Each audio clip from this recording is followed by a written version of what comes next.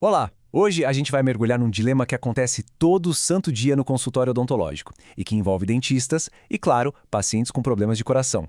É uma situação super comum, mas que, nossa, ainda gera muita dúvida. Imagina só a cena: um paciente cardiopata chega para uma consulta e junto com ele chega um bilhetinho do cardiologista. Isso é muito frequente. E à primeira vista parece só uma medida de segurança, né? Tudo certo.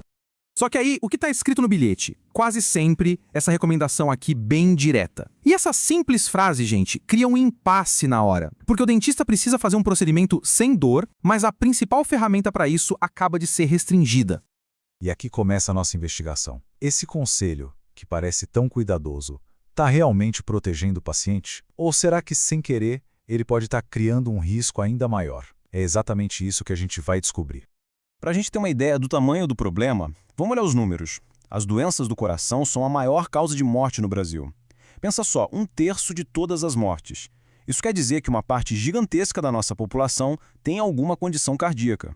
E aí que a coisa se conecta de um jeito que não tem como escapar. Praticamente todos esses milhões de brasileiros, uma hora ou outra, vão precisar ir ao dentista. A questão então não é se eles vão, mas como a gente pode atender essas pessoas com total segurança. E isso nos leva direto para o centro do debate. A grande dúvida que fica tanto para dentistas quanto para médicos. Afinal, é seguro usar o que a gente tem de mais eficaz para o controle da dor, que são os anestésicos com vasoconstritor, como a epinefrina, nesse grupo de pacientes? A resposta para essa pergunta, olha, ela não é tão óbvia quanto parece.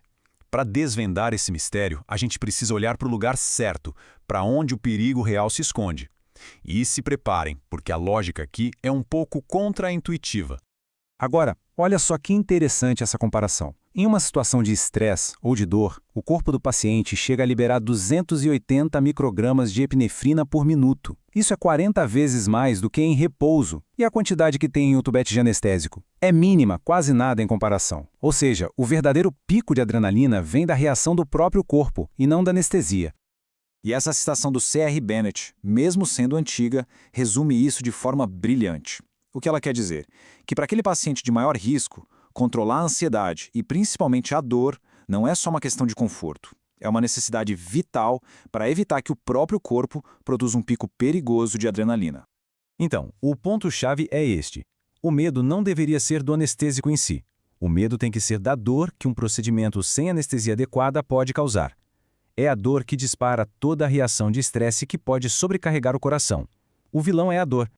Mas, felizmente, a ciência nos dá uma solução bem clara para isso. Existe um limite de segurança muito bem estudado e estabelecido, 0,04 mg de epinefrina por sessão para um paciente cardiopata com a doença controlada. Isso permite que a gente controle a dor de forma super eficaz, mas dentro de uma margem de segurança. Tá, e o que esses 0,04 miligramas significam na prática, no dia a dia do consultório? É simples. Com a concentração de 1 para 100 mil, o limite é de 2 tubetes. Se a gente usar uma concentração mais diluída, de 1 para 200 mil, esse número sobe para 4 tubetes. Isso dá ao dentista uma boa margem de trabalho, garantindo a segurança sempre. Então, um procedimento seguro não depende de uma única coisa. É um protocolo, um passo a passo. Começa com uma boa conversa com o cardiologista. Depois, tem que cuidar da ansiedade do paciente. Na hora de aplicar, usar a técnica correta, injetar devagar. E, claro, respeitar rigorosamente a dose máxima. Cada passo desses é fundamental. Agora, vamos ampliar um pouco o nosso foco. Porque o perigo para um paciente com problema de coração no dentista não se resume só ao momento da anestesia, não. Existe uma conexão muito mais profunda e constante entre a saúde da boca e a do coração. Essa imagem aqui é bem impactante. O que a gente vê é um grande acúmulo de biofilme de placa bacteriana na boca de um paciente cardiopata que está numa UTI. Uma higiene bucal ruim, principalmente em quem já está com a saúde debilitada, transforma a boca num verdadeiro reservatório de bactérias, prontas para cair na corrente sanguínea. E isso nos leva a um dos maiores perigos, a tal da endocardite infecciosa. É uma infecção gravíssima do tecido que reveste o coração e a porta de entrada para essas bactérias, na maioria das vezes, é a boca. Por isso que a prevenção começa com uma boa saúde bucal. Então, quem precisa de uma proteção extra? As diretrizes são bem claras e indicam o uso de antibióticos antes do procedimento para um grupo de altíssimo risco. A gente está falando de quem tem válvulas artificiais no coração, quem já teve endocardite antes, alguns transplantados e pessoas com problemas congênitos específicos. A gente chega, então, a uma mudança total de perspectiva. A abordagem mais segura e moderna não é a de proibir tratamentos ou anestésicos, é a de gerenciar os riscos de forma inteligente e, principalmente, colaborativa. No fim das contas, a segurança do paciente é um trabalho em equipe. De um lado, o dentista tem o papel de controlar a dor e a infecção na boca. Do outro, o cardiologista precisa dar todas as informações sobre a condição do coração daquele paciente. É essa comunicação clara entre os dois que garante o sucesso e a segurança.